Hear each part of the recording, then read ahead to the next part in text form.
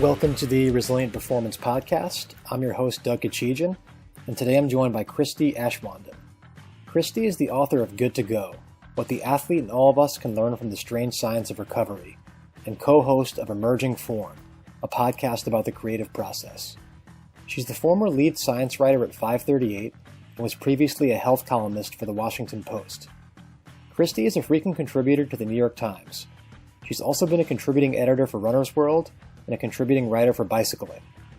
Her work appears in dozens of publications, including Discover, Slate, Consumer Reports, New Scientist, More, Men's Journal, Mother Jones, NPR.org, Smithsonian, and the Oprah Magazine. A lifetime athlete, Christie has raced in Europe and North America on the Team Rossignol Nordic Ski Racing Squad. Good to Go is a refreshing read during a time when everyone's looking for the one thing that's going to optimize their performance. We talked about how the concept of optimal can be problematic and how difficult it is to define and measure recovery. We also discussed the concept of fragility and how we want to be resilient and durable enough to run marathons, climb mountains, and compete in team sports, while simultaneously getting a huge performance boost from a single recovery modality. Christie helps us to appreciate how subjective and ambiguous human performance can be, while showing us how to navigate this uncertainty in an ethical and informed way. This podcast is brought to you by Resilient Performance Systems. If you enjoy the material here, please check out our website at www.resilientperformance.com and sign up for our newsletter to stay up to date on future podcast episodes, articles, and upcoming content, including training templates and live and online courses. The sign-up link for the newsletter is in the show notes. Podcast listeners will receive a discount on all paid content by entering the coupon code PODCAST. That's podcast in all capital letters. Additionally, please consider writing an iTunes review if you find these podcast conversations informative. They help us continue to attract high-quality guests. Here's Christie Aschwanden. Christie, thank you so much for taking the time to come on. I know you've been really busy talking about your book, Good to Go, which is about recovery. So there's a lot of really cool themes in the book that I wanted to explore with you. But I think the first thing I want to talk about with you is how do we operationally define recovery? Because you reference a lot of studies in the book, and the definition itself can be problematic. And if we don't know what it is that we're having a conversation about, it can be hard to draw conclusions. So where do we even begin when it comes to defining recovery from sort of a scientific standpoint? Yeah, this is such an important question. And it was something that I ran into immediately as I began reporting this book. I thought, okay, the first thing I need to do was really define recovery and figure out what is this. And it turned out that was a lot more difficult to do than I had anticipated. There wasn't like sort of one universal agreed upon term to explain or definition that really said what this thing is. And there are a lot of different aspects to it too. It's not just one thing or another. It's sort of a whole array of processes and things that are happening in the body. And so I guess at the most fundamental level, recovery is sort of this period in between exercise bouts when your body is recovering from that bout of exercise. It's making the repairs that it needs to repair any damage that was done, to respond to the stress that was applied during that exercise. And recovery is the process, and the time in which those adaptations happen. So we don't get stronger while lifting that weight in the gym. You get stronger when your body is repairing those muscles that you damaged, by doing that lifting. And so it's really that recovery process and that repair process that results in the adaptations that we're going for when we're training and the things that make us fitter, faster, stronger, and all of that. But I guess the other aspect here too is that I think that, it's really easy to lose sight of the fact that like at its most basic level, recovery is just sort of like rest and relaxation. I mean, that's what you need to do to sort of give your body the time and energy that it needs in order to do these things and to make these adaptations, to clear out any metabolites, to do all the things it needs to do to be ready to go again. Yeah, and I think the more difficult question then is, if we take the concept of recovery, what did you encounter as far as how it's measured in some of these trials? Because you mentioned that recovery is this multivariate process, and a lot of times, for the study to be rigorous scientifically, you have to kind of isolate certain variables and narrow down something complex into a couple of metrics. So are there any metrics that you think are satisfying in a way that encapsulates recovery, or is it really kind of more difficult to measure in a very, I would say, objective way? Yeah, I mean, so the first chapter of my book is about beer and running, and it really walks readers through this whole process that I went through. I got together with some researchers at my local university to do a study looking at this question of beer's effect on recovery. And right away, we ran into this problem, which is how do you measure recovery? And this was sort of a universal problem that I ran into again and again as I was researching this book. For all of these different modalities and products and approaches to recovery that I wanted to find out, okay, what does the science say? Well, first you have to sort of say, okay, so I want to know whether this thing works, but what do I mean by working? And how do I define, how do I decide, okay, this thing is working? What is the metric or the measure that I'm going to use to say that it is in fact helpful for recovery? And what I found is that as I began reporting the book, sort of over the course of my reporting, my thoughts on this sort of shifted. Initially I was thinking, okay, we need to find these very quantitative metrics that we can use. And there are a lot of things that you can look at in order to try and measure recovery. But when you're thinking about it in terms of like, what do we really care about in real life? So for instance, with the beer study, what I really wanted to know is, if I go out and I do a hard run and I drink a beer afterwards, am I going to feel lousy the next day? Is this going to make me feel worse? Is it going to, impede my ability to do a good run the next day? And so answering that question, I could come up with all these different metrics to measure things, but those differences that I could measure weren't necessarily things that would give me sort of good answers to that question of like, how am I going to feel? Am I going to feel lousy? Will I be more sore? Things like that. And so over the course of reporting the book, what I came to sort of realize is that for so many of these things, really what I kind of decided was that in many cases, deciding that something quote unquote works can sometimes be just as simple as, does it make me feel better? Does it help me relax? Because that's really what your body needs in order to do this recovery process. And so I ran into all of these different products and things that were being marketed with claims that ended up being, pseudoscientific. The scientific claims that were made often did not stand up.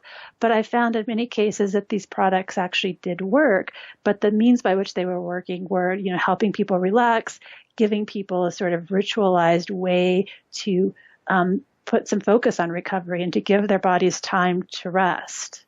Which is something that I'll just say we're at a moment right now, right, where we just are sort of averse to this. We're always so busy doing this, that, and the other thing. And so, I think that in many cases, what's appealing about a lot of these products is that they're somehow commodifying something that should be very simple, which is just simple rest. Yeah, and I think that ties into one of the other key themes in the book, which is this idea that's driving the recovery industry, the theme of sort of optimality. And it's almost like, we're always walking this razor's edge between elite performance and lack of recovery. And it's like there's this whole movement now where we seemingly have to optimize everything in our lives, including what we do when we're resting.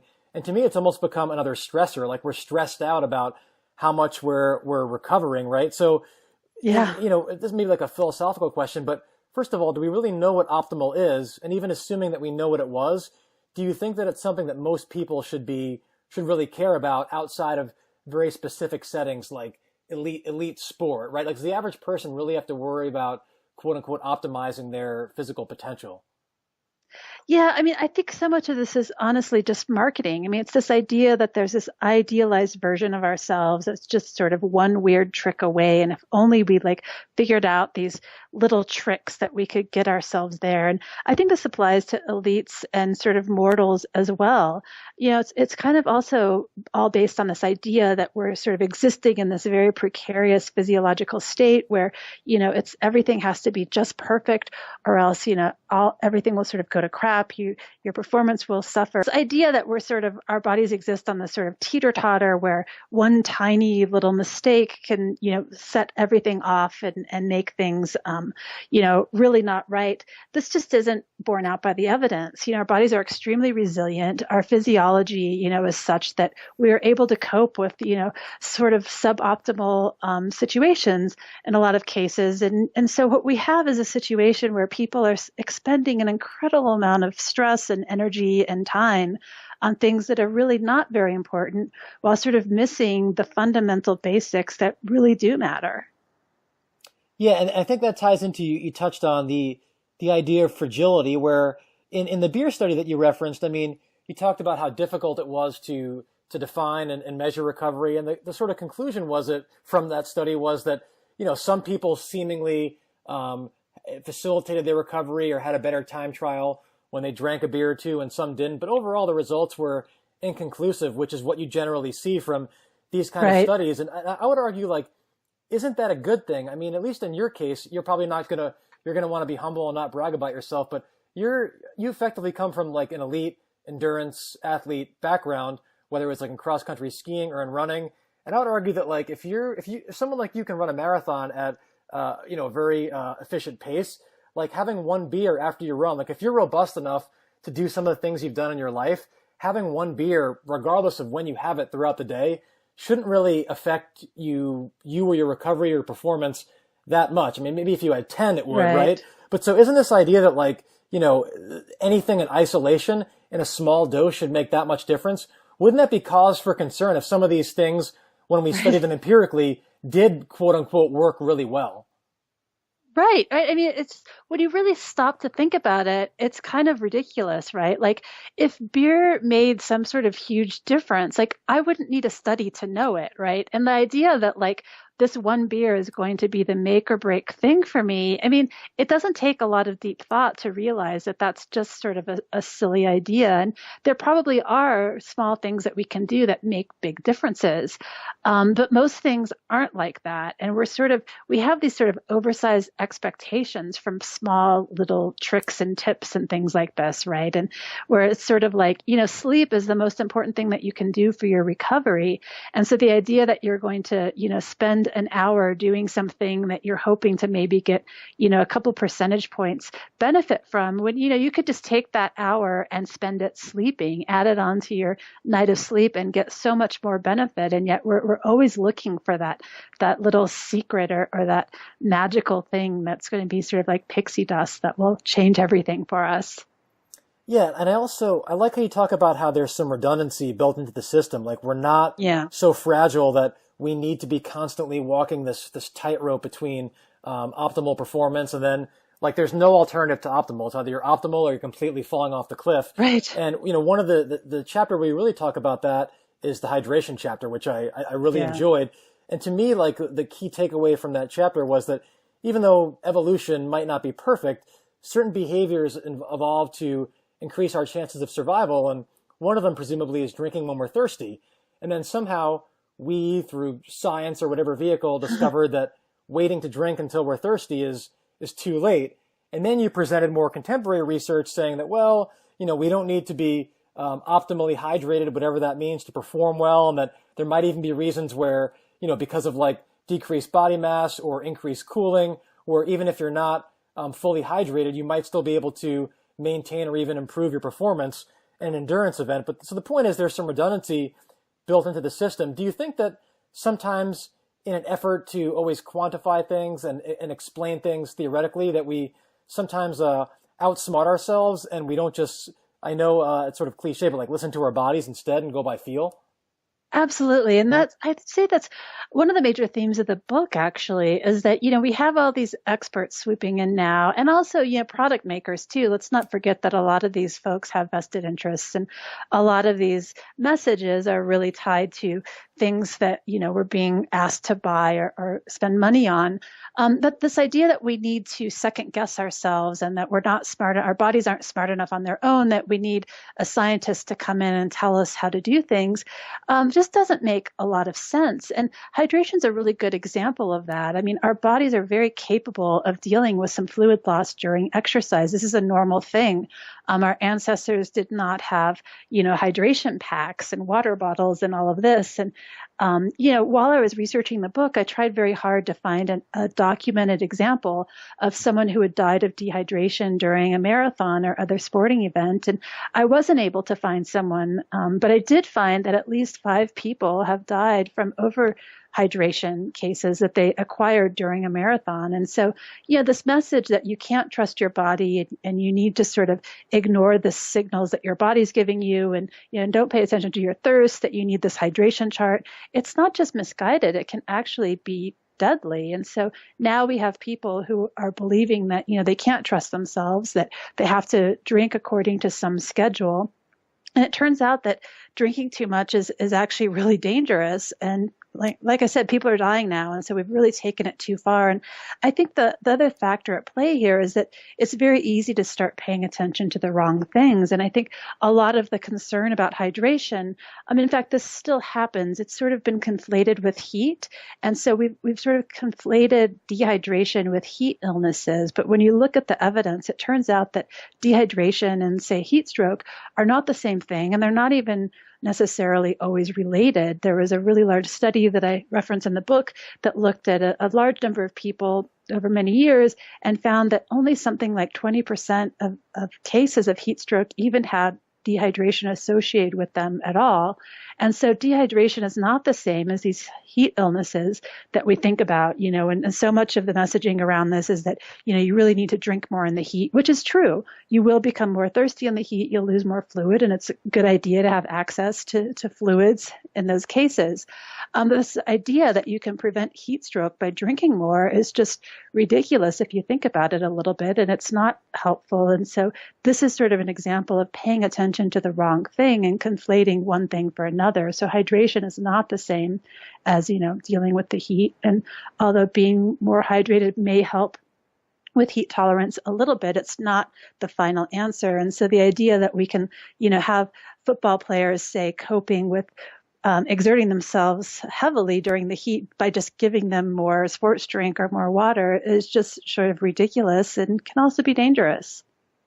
Yeah, and I think that, if we have too much faith in things like hydration, then it sort of justifies irresponsible coaching practices like we've seen at some of these colleges where you're taking 300-pound offensive linemen on a 100-degree day in the humidity and then saying, well, as long as they hydrate, we can keep making them train like a middle distance runner. So, I think it's like to your point, sometimes we can outsmart ourselves, and like if someone is collapsing on the floor, like maybe it's because it's just too hot, not because they're not adequately hydrated too, right? Right. Well, I also found it was really interesting, and now I just see this everywhere, is that hydration or dehydration has become sort of this catch-all phrase. And so I see so many media reports now where someone collapses somewhere or something happens and they say that they were dehydrated. But then when you go and you look at sort of the actual medical report, or, it turns out that there's something else going on, but it's just become so synonymous in our society with like heat, exercise in the heat or being hot, that we've sort of lost sight of what that really is, and the fact that our bodies can cope with a little bit of fluid loss. And as I say that, I want to just point out, though, that I'm not saying that people should be dehydrated or not worry about hydration, but really, if you pay attention to your thirst, that's really good enough. You don't have to do more. Yeah, another interesting theme in the book is the degree to which we can actually measure and quantify performance outside of just watching the game or the performance itself. So when it comes to recovery, we don't really care about recovery in the abstract. The idea is that if we somehow optimize our recovery, whatever that means, that it's going to improve our performance, or the things that we care about. So if you're a runner, right? Like you want to be able to run faster in a particular distance relative to your competitors. And when it comes to some of these studies, in order for the studies to be, scientifically and methodologically sound, we have to take some of these metrics or performance correlates and quantify them and see how they actually reflect the greater objective, which is performance, because performance can't always be measured. It's more of a process, right? And so when it comes to recovery and even some of the exercise physiology research, we're using physiological correlates to look at performance. So an example would be like VO2 max in distance running. Now, my sort of counter to that would be whoever wins the gold medal or gets first place in like a marathon or triathlon, they're not necessarily giving their gold medal away to the person with the higher VO2 max who came in 10th place. It's not the physiology Olympics. And yet in a lot of these studies, what they're quantifying are these physiological biomarkers. So when it comes to recovery, you mentioned things like, hormones, cortisol, inflammatory mediators. And I'm not saying that these things aren't important and we shouldn't try to quantify these processes, but like really when or why should we care about these biomarkers as opposed to looking at the performance as a whole? Yeah, that's a really good question. And this is why my book has a whole chapter on it, on metrics. It's called The Magic Metric, and it's kind of about the search for this thing, this thing that you could quantify that would tell us everything about recovery. And, everyone wants that thing that they can see, the number on the sports watch that's going to tell you, am I recovered or am I not? Or how many more hours of recovery do I need? How long till I can do my next workout? And the fact is, at this point, science hasn't found that. There isn't one particular metric. There's not one physiological measure that you can take that will tell you that. But what's really interesting is that there are some really good clues, though, and there are answers to sort of that question, am I recovered? There are ways to measure it. But what's interesting is the most powerful measures that we have are not things that are quantifiable. They're not quantitative measures. They're qualitative ones. And so in the book, I talk about some research that psychologists have done, actually creating sort of like a mood state assessment tool, basically asking questions like, how sore do you feel? Do you feel moody? How is your overall mood today? Are you feeling depressed? Things like this. And this is much more powerful than any sort of physiological measure. And there have been numerous studies and meta-analyses looking into this. And in every single case, these qualitative measures and these sort of things that may seem sort of squishy, like how are you feeling? How's your mood? Are actually much more powerful predictors of performance and of recovery than are these things like, hormones in the blood, heart rate. Even heart rate variability is one that's become very trendy right now. And these things, I want to say that these physiological measures can be helpful, but they're just not the end all and be all. And I think this goes back to the idea of we're basically outsourcing something that the athlete needs to develop for his own self, which is this ability to read your own body and to understand the signals that it's giving you and to understand what it's telling you. And, we want to sort of outsource this to a sports watch or to a product or to an app or to a scientist who's going to be looking over our shoulder and telling us what to do. But at the end of the day, so much of this is individual. And I think one of the takeaways from my book is that the most important skill that any athlete can develop is an ability to read their own body and to understand, this is what it feels like to be thirsty, to be hungry, to be tired. This is what it feels like when I really am good to go again and I'm recovered and I'm ready. This is how I want to feel on the starting line of my next race where I know that I'm really feeling good. This is what it feels like to be too tired. This is what it feels like, when I need to call it a day. Yeah, and I mean, people are going to think that, so far we've sort of been critical of the scientific process, and it's not because we're anti-science. I mean, I think the amount of research that you did for the book was clearly very, very extensive, and I think the idea is if we can acknowledge some of the, just the fundamental limitations of the scientific method, then we can more accurately vet some of these claims. And so, because people like to believe that science is this totally objective process that exists independent of other human tendencies, and you challenge that perception in Good to Go. So can you talk about how marketing and science are conflated when it comes to recovery? Because to me, science, I mean, there are people who are doing it really well, but it's also become a very politicized term, and everyone thinks that they're doing something in the name of science to the point that it's almost become meaningless, and you have to dive into the details to know if people are really doing things in a rigorous way. So again, how are marketing and science conflated in the recovery industry?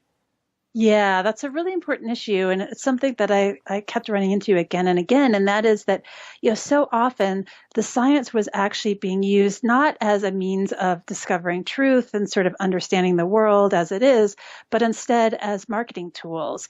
And so, look, science is the most powerful tool that we have to understand the world, to understand what's true and what's not.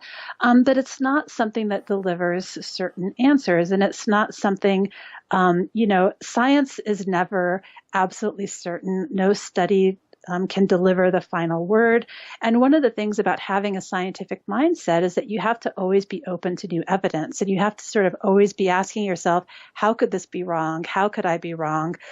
What are the weaknesses here? Because every study will have them. And that's not because it's bad science. It's because science is really difficult. It's hard. It's hard to get certain answers. And it's hard to answer even simple questions because, it can be very difficult to isolate the factors that you're trying to study. And this this is something I sort of get into by explaining the beer study. But I think at the end of the day, the important message here is that science doesn't deliver hard and fast final answers. And as long as we're thinking of science as this magic wand that turns everything it touches to truth, we're going to be very vulnerable to this marketing that's really using science as, sort of a veneer of respectability instead of something that's using science and wielding it as a means of truth finding. And the fact is, it's very easy to design and carry out a study that will find some positive effect for something you're trying to promote. And this goes back to, like, if you take a bunch of measures of different things, like, it's almost inevitable that you'll find some, difference in one of them. Now, whether or not that difference is meaningful, whether that measure is something that actually matters in real life, that doesn't matter, because now you have your result that you can trumpet and you can put, in your ad copy that it's, 50% reduction in that, or a 30% improvement in this other thing, or whatever it is that you're able to say through that.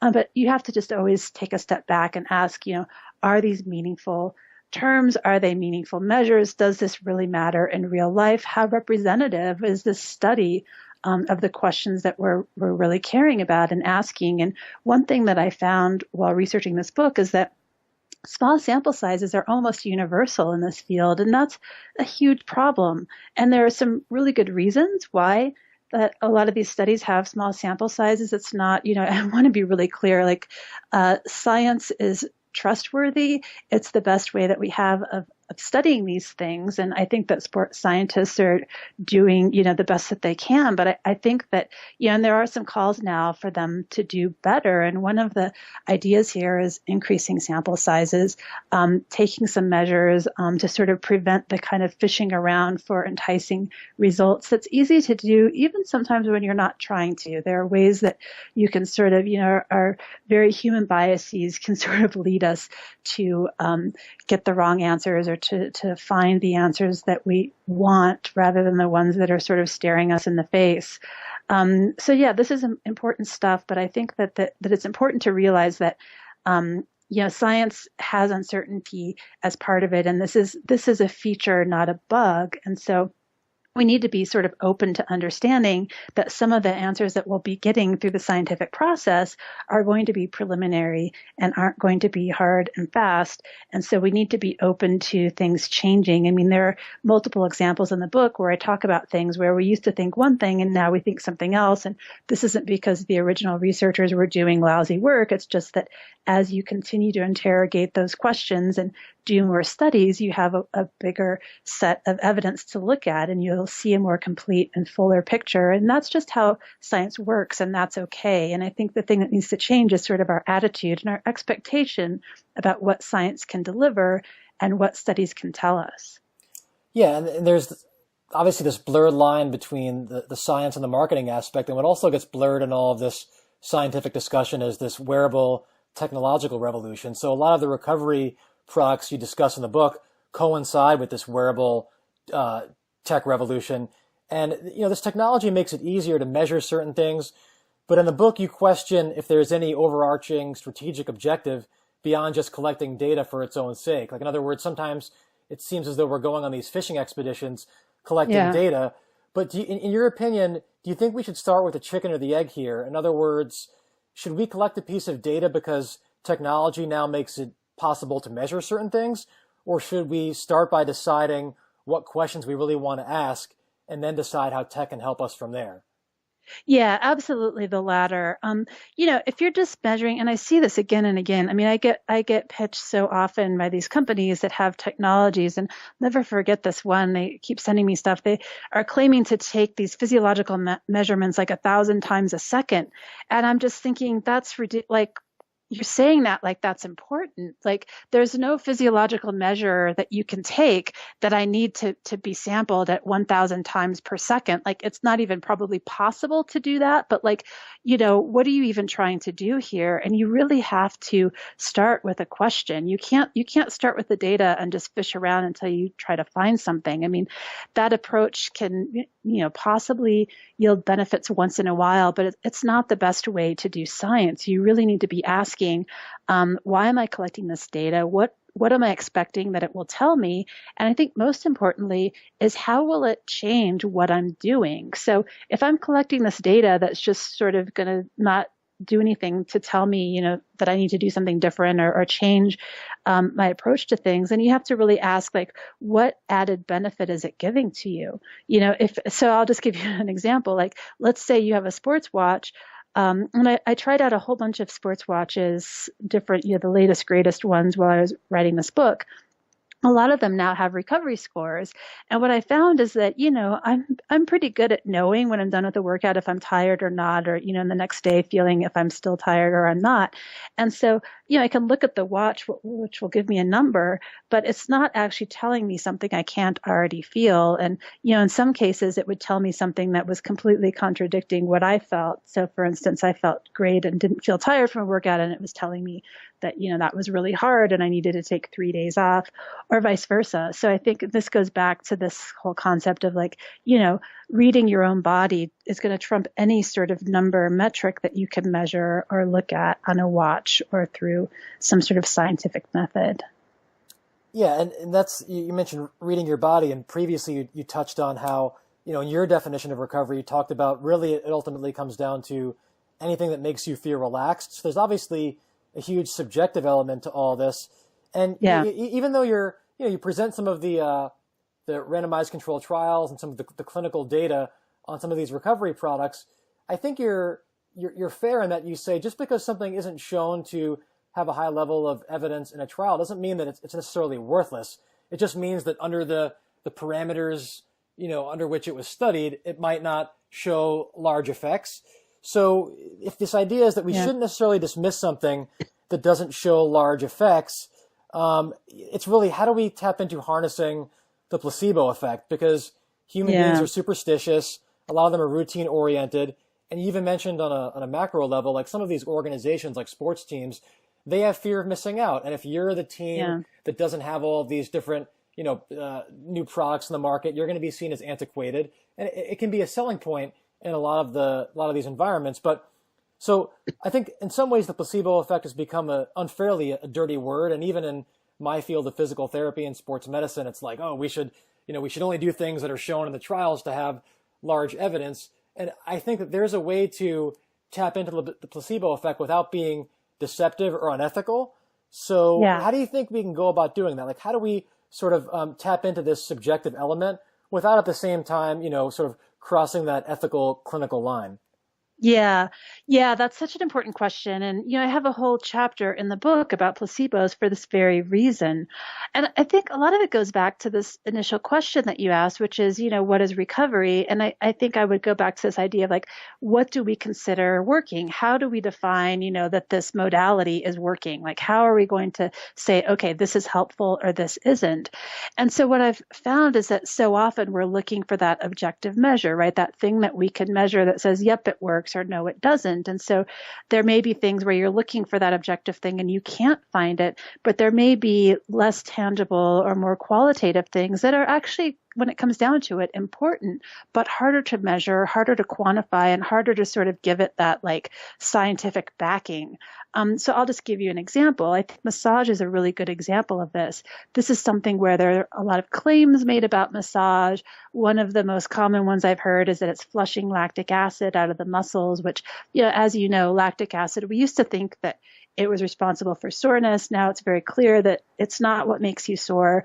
It's also actually cleared. Your body is very good at clearing it pretty quickly on its own. So by the time you're getting massaged, the lactic acid is probably gone. Okay. So that scientific claim doesn't hold up. If you study it, it can be shown that that's not what's really happening. At the same time, athletes love massage, and it's something that's probably one of the most popular recovery methods out there that's used. I personally love it. It feels good. But I think that, and I kind of come down on saying, like, look, massage works, but it's not working through these, like, scientific explanations that are often given. And I think that a lot of what's happening here is massage is sort of a way of forcing you to lie down for a while and to sort of disengage with all the other stressors of life for that 30 minutes, hour, however long this is going on for, and where you're really keying in and paying attention to your body. And so another really interesting thing about massage is I think that, provides this benefit that is like almost impossible to measure, and that is body awareness. And this goes back to this idea of athletes developing a sense of themselves and a sense of how their body's feeling and what it's telling them. And so massage is something that can help with this. It can be a way of athletes sort of checking in on their bodies and figuring out where they feel in every different muscle and all of that, and a way of sort of connecting to those feelings of well-being. And so it may not be things that are easy to measure or easy to quantify, but they can still be really important. And I think that so often what really makes a recovery technique potent and powerful is if it's something that helps people relax, if it gives them a way of sort of ritualizing this recovery period and sort of prioritizing it, giving it the time that it needs, giving your body just like a moment to not have these other stresses on it. You're really sort of taking time out from the other stresses of the day, whether it's your stressful job or things at home or just the stress of exercise itself. And, you're lying down and relaxing. Yeah, and that's interesting because there's this dichotomy in physical therapy now internally where, a lot of people are advocating for more active approaches, sort of like empowering the patient to take more control. So things that are more exercise based that a patient can do on his or her own. And, because for the research for a lot of the passive treatments, things you mentioned in the book, like cupping, massage, even things like, like taping, they don't show great effects in the clinical trials. And so like personally, I tend to, gravitate more towards the active side of things. And it's not because the passive things show low evidence in a clinical trial. It's more because I have a finite amount of time and there's just other things I'd rather do.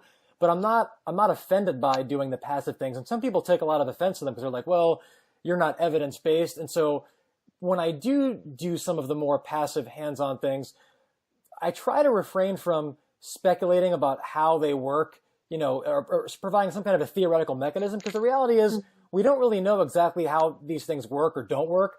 So to me, as long as something is not harmful and doesn't have a large potential for harm, if somebody wants to come in and get cupped or have their back rubbed, like I don't see it as that big a deal, as long as you're not saying, okay, this is flushing out lactic acid, or trying to provide some kind of a theoretical mechanism that we can't really validate one way or the other. So do you think that's a reasonable approach, is saying like, look, it's okay to do some of these things that don't show large effects, but maybe as long as you acknowledge some of the uncertainty when it comes to how these work mechanistically?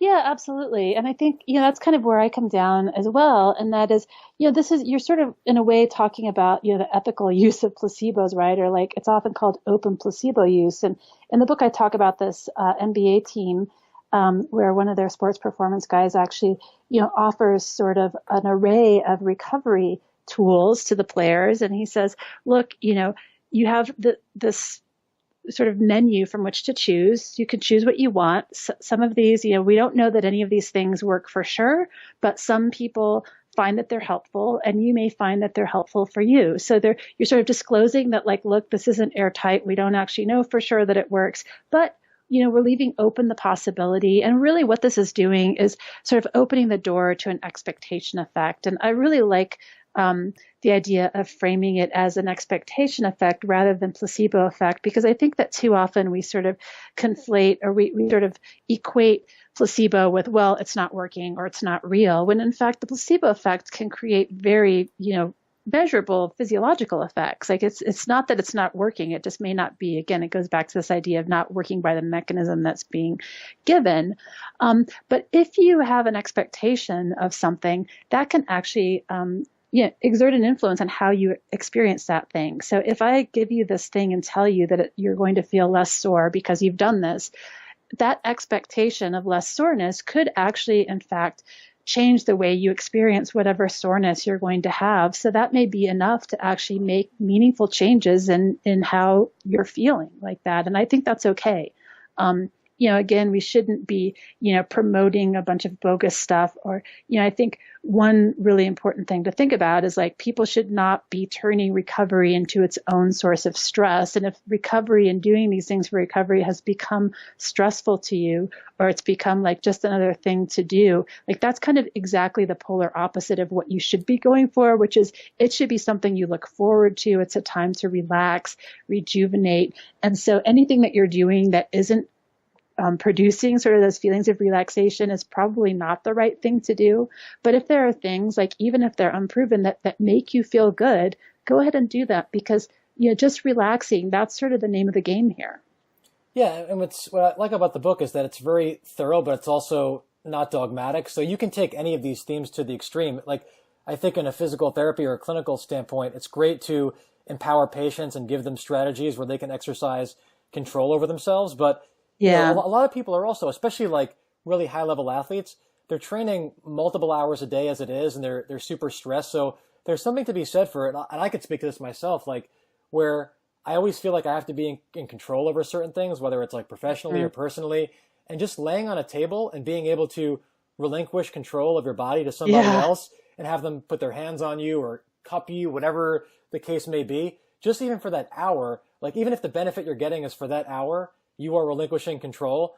I think that can be very, very powerful, even though we're not quantifying it. So again, it's great to give people more self-sufficiency, but at the same time, there are a lot of people, especially in like New York City where I am, that are very, very self-sufficient. And sometimes the last thing they need is to be further empowered, if that's the right word, to do more on their own. So there's so much gray when it comes to this stuff. And that's why I wanted to, getting close to wrapping it up here, but what sort of speaks to how much gray and ambiguity there is when it comes to performance and recovery, and how, this optimal doesn't really exist, was the story you told about Usain Bolt in the Beijing Olympics. So for anybody who thinks that like we have to adhere to this perfect script or algorithm when it comes to recovery and performance and lifestyle, can you talk about how many chicken nuggets Usain Bolt ate at the Beijing Olympics?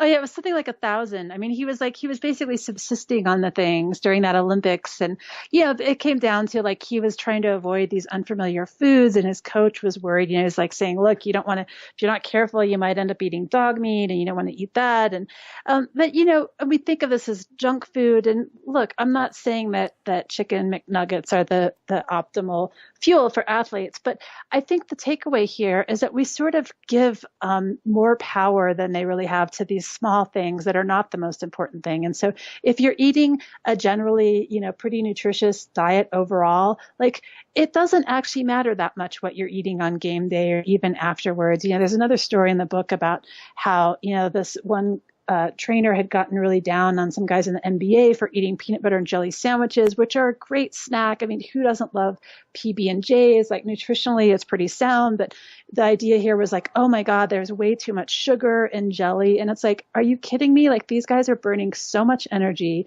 Like they're just basically furnaces. And the fuel that you're putting in, with this snack is like so unimportant compared to, if they're generally eating pretty well, the rest of their meals, the idea that like a tablespoon of jelly on a sandwich was going to be the thing that made or broke, their performance is just ridiculous. And I think that, this is just emblematic of this idea that like these little things are going to be much more important than they truly are.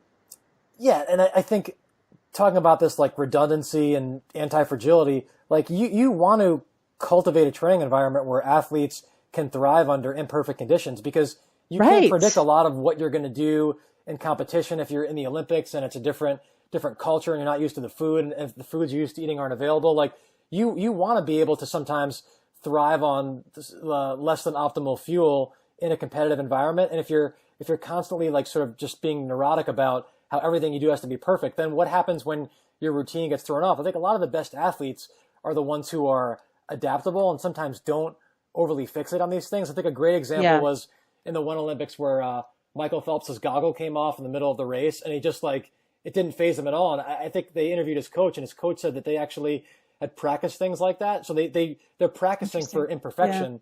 And that's so, I mean, I guess there are some people who maybe have, less than ideal habits and could probably, seek to improve on certain things, but you can take anything too far, including some of this self-optimization stuff.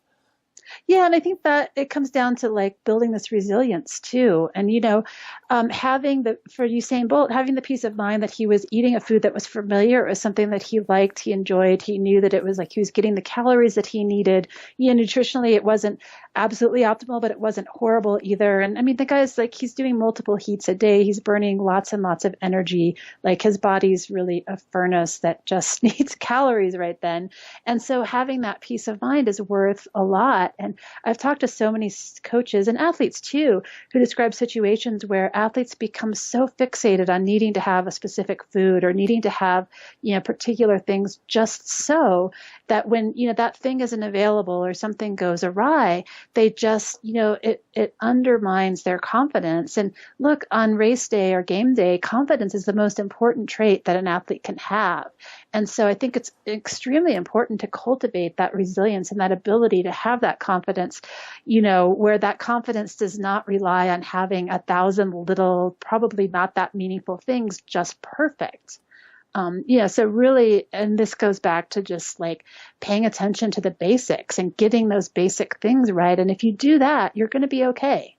Yeah, and so I don't want people to walk away from this thinking that nothing matters and that you should go ahead and eat 100 chicken McNuggets a day. So, and I think this is a good place to close. You mentioned the basics. So what are the actionable things that you took away from writing the book, whether they were new actionable things you weren't already doing, or even maybe just confirming things that you already knew? But what are those basics that you think people should take away from all the research that you did?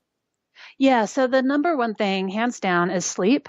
It must be a top priority for you. It's not something that's negotiable. You need to get full night's sleep. And that's, this is individual.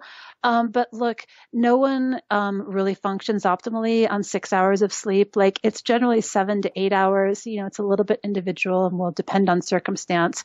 One thing that was really interesting that I learned while researching the book is that people who are chronically sleep deprived sort of lose the ability to notice their impairments. And so most of those people that say, oh, I do fine on 6 hours, I get by just fine, they actually don't. And they're just as cognitively and sort of physically impaired as anyone else on that amount of sleep. But they've just sort of convinced themselves that they're doing fine, or they've lost their ability to sort of see how impaired they are. So sleep is the number one thing. But another thing that I think is really important and tends to be negated as well is just reducing the stress in your life, finding some way to address stress and to reduce it, and having, on a daily basis, some time in your day where you are not involved in stress, where you're de-stressing, where you're putting your feet up, whatever it is for you. This can be very individual, but there's some sort of ritual or habit that you have that's helping you disengage with the things in your life that are stressful, both physically, but also emotionally and cognitively and all of that. Maybe it's reading a book, maybe it's taking a hot shower, maybe it's, taking a nap. It doesn't matter, but just something where, you're putting those stresses of life behind you. Yeah, and I'm sure this is the last thing you want to think about right now because you've been so busy, with the book. But I always like asking creative people because I know that the wheels are always turning. Have you thought about what your next project's going to be? Yeah, I have a couple things in the works. I can't talk about all of them right now, but I have one that I'm really excited about, which is a new podcast that I just launched last month with a friend of mine. It's called Emerging Form, and it is about the creative process. So my co-host is a poet, and we talk about all things creativity.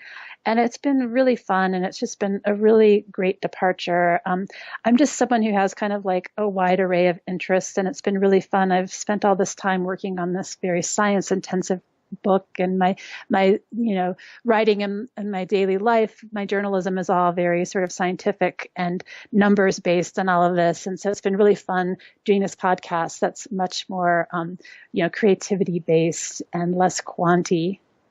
All right. Well, I'll be sure to put a link to that podcast and then your various social media sites, and then, a link to the book as well. Thank you so much for having me. It's been my pleasure. All right. Thank you. This podcast is brought to you by Resilient Performance Systems. If you enjoy the material here, please check out our website at www.resilientperformance.com and sign up for our newsletter to stay up to date on future podcast episodes, articles, and upcoming content, including training templates and live and online courses. The sign-up link for the newsletter is in the show notes. Podcast listeners will receive a discount on all paid content by entering the coupon code PODCAST. That's PODCAST in all capital letters. Additionally, please consider writing an iTunes review if you find these podcast conversations informative. They help us continue to attract high-quality guests.